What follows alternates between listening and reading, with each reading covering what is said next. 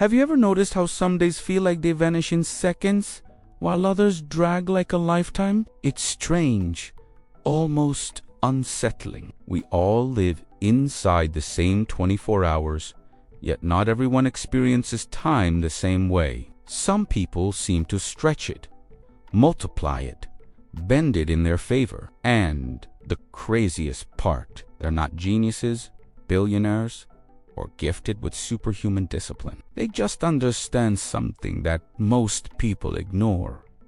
Time isn't real, not in the way you think. It's not a ticking clock or a countdown to death. It's a psychological construct shaped by attention, emotion, and meaning. That's why vacations feel short and waiting rooms feel eternal. Time doesn't pass, you do. So what if the reason you always feel late, overwhelmed, or unproductive isn't because you have little time, but because you've been taught to measure it wrong your entire life? Time feels like a prison only because we treat it like a currency that's slipping through our fingers. I'm running out of time. Time is money. I don't have time. These phrases sound normal until you realize they create anxiety, scarcity, and panic. But look at monks in Tibet, surfers in Hawaii, or chess masters training for hours. They aren't counting minutes. They are absorbed, present, fully alive. Their experience expands because their attention expands. Meanwhile, most people scroll mindlessly, multitask like machines, and wonder why time feels fast and empty. The illusion isn't that time passes quickly. The illusionists believe in you have no control over it. You do. You always did. You just never learned how. And that's why today matters, because once you see time differently, life becomes different too. Think back to childhood. Remember summer. It felt endless. Days stretched like elastic, filled with curiosity, wonder, and possibility. But now, a year disappears before you even blink. Birthdays feel like reminders, not celebrations. Why? Because novelty decreases with age. Your brain stops recording fresh memories, so time compresses in hindsight. The less newness you allow into your life, the faster it feels like it's slipping away. That means people who repeat the same routine, same job, same conversations, same routes, aren't just bored. They're accelerating time without realizing it. And imagine what that does.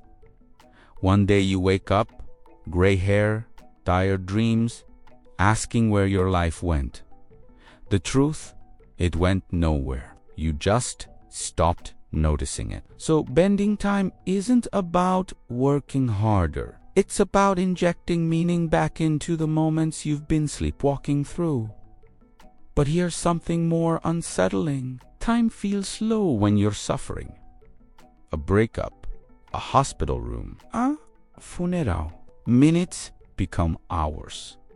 So if time speeds up when life is comfortable and slows down when life is painful, then chimi sinti linea at all. It's emotional.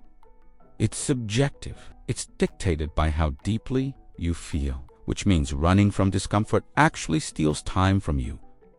Comfort isn't the reward, it's the trap. People binge Netflix, avoid challenges, repeat predictable habits, and think they're choosing freedom. But what they really choosing is accelerated aging. The more numb you become, the faster life disappears. Meanwhile, people who chase growth, learning, failing, risking, experience time with more density, texture, weight, not because they have more hours, but because they live inside them. So the real question is, are you living time or just watching it pass? And here's where things get interesting. Scientists studying extreme athletes found something bizarre. During life or death moments, like free fall malfunctions or high-speed crashes, Survivors report time slowing dramatically, almost like bullet time in movies.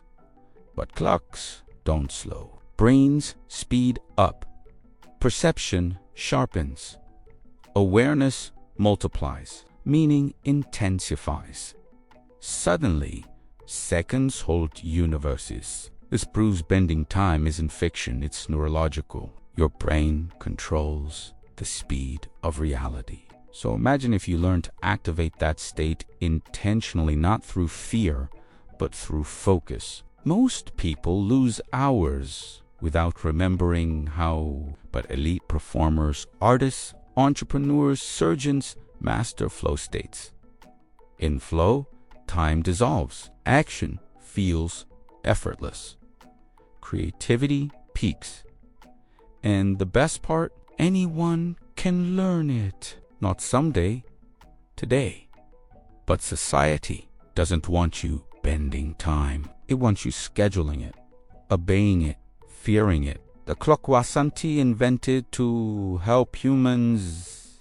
It was invented to control workers during the Industrial Revolution. Factories needed synchronized labor, uniform hours, predictable output. So humans adapted to machines, not the other way around. And now we treat productivity like moral value. Busy equals worthy. Exhausted equals successful. But what if that's the biggest illusion of all? What if productivity is just a modern way of wasting life doing more things that don't matter? Because no one remembers how many emails you sent, but they remember how you made them feel, what you created, what you dared to attempt. Time isn't meant to be managed, it's meant to be directed. So here's a brutal truth. You're not overwhelmed because you have too much to do. You're overwhelmed because you say yes to things that don't matter. Time bending begins with subtraction, not addition. Remove the noise people who drain you, obligations rooted in guilt, habits that numb instead of nourish. Every no becomes a doorway to time expansion. Minimalism isn't about owning fewer objects. It's about owning more moments. And when you protect your attention like a treasure, time stops leaking.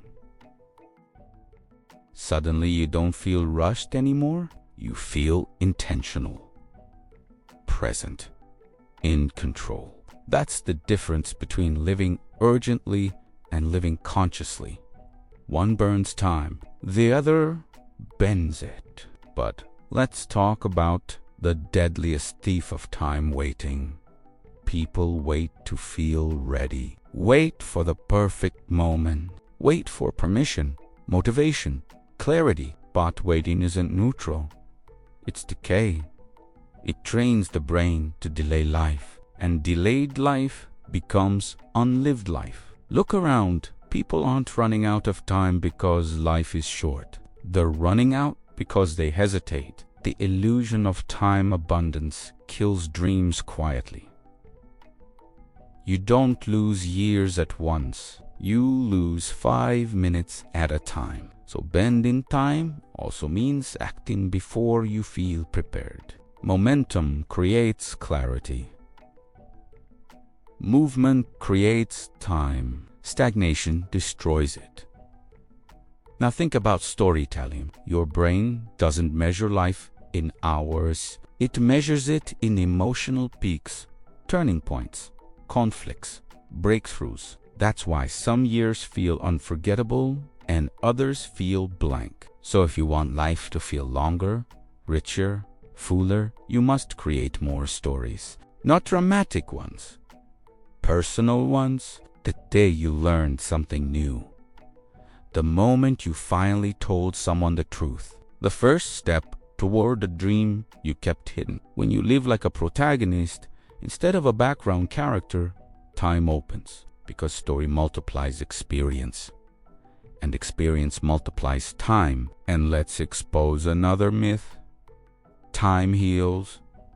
No, it doesn't. Time doesn't heal anything. Awareness does. decisions do, responsibility.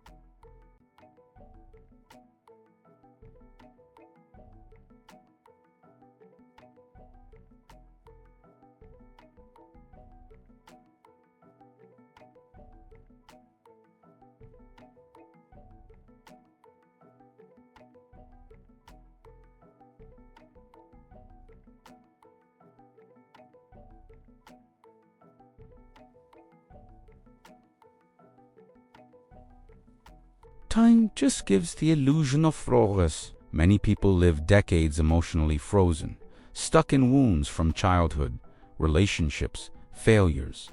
They age, but they don't evolve. Because evolution requires confrontation. Healing requires honesty. Growth requires discomfort. So if you want to bend time, stop outsourcing change to the calendar. Healing begins when you decide the past ends today. That choice alone rewires the future. Now, imagine this. Instead of asking, how much time do I have left? You start asking, how deeply can I experience the time I already have? That shift alone bends reality, because people don't want more years. They want years that feel alive. Time bending isn't immortality. It's intensity. It's paying attention to what most people ignore. It's slowing down the moments that matter and speeding through the ones that don't. And when you live like that, life stops feeling like a countdown and starts feeling like a masterpiece in progress. But here's the paradox. Time isn't something to chase. The more you chase it, the faster it runs. The secret is present, being where your body is, not reliving yesterday or rehearsing tomorrow. And presence isn't meditation on a mountain. It's choosing to taste your food, to hear someone fully, to breathe without rushing to the next thing. Presence expands perception, and perception expands time. This is scientifically proven. Mindful people recall more life because they actually lived it. Meanwhile, distracted people remember almost nothing, not because life was empty, but because they weren't there for it. Look at your screen time. Look at how often you check notifications instinctively. Look at how many hours disappear without meaning. Technology isn't stealing attention, it's stealing time perception. Infinite scrolling creates memoryless living, and memoryless living collapses time. That's why weeks feel like minutes. But imagine reclaiming even a fraction of that attention. Imagine giving your brain silence again, imagination again, curiosity again. Time would stretch instantly because distraction compresses life while awareness expands it. And here's something powerful. The future isn't real until you imagine it. Your goals, dreams, identity, they only exist because you project them into time. So bending time also means bending identity. If you believe you're late, behind, running out, you live frantically. But if you believe time is abundant, you make deliberate, confident, bold decisions. Your relationship with time shapes how you show up in the world. And people can feel that calm. Ambition attracts opportunities. Frantic urgency never will. So the way you think about time determines the time you experience. Now consider this. What if every hour you spend becomes a vote toward the person you're becoming?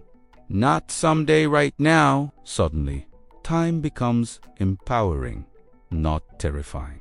Because whether you waste it or honor it, you're always shaping destiny.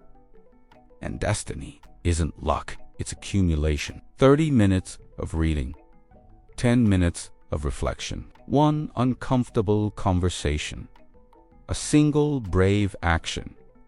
These moments compound, and compounding is how ordinary lives become extraordinary. Time doesn't reward intensity, it rewards consistency. People fear time because they fear endings. But endings give life urgency, meaning, purpose. If you lived forever, you'd never try anything. You'd never risk. You'd never love deeply. Death doesn't make life tragic, it makes it valuable. So bending time isn't about escaping mortality. It's about refusing to sleepwalk through the miracle of existing. And when you realize that, you stop asking, how long will I live? And start asking, how well can I live while I'm here? That single question bends time more than anything else. So here's the invitation. Stop treating time like a countdown. Treat it like clay, moldable, shapeable, responsive to intention. Notice what energizes you, what fascinates you, what scares you in a good way. Follow those things. They stretch time naturally. And protect your attention like your life depends on it, because it does. Time isn't slipping away. Awareness is. And once you reclaim awareness, you reclaim everything. If this message expanded something inside you, don't just nod and move on. Do something with it. Choose one moment today to be fully present. One new experience this week. One dream you'll stop delaying. Because time doesn't change people. Decisions do. And the moment you decide to bend time, you already have.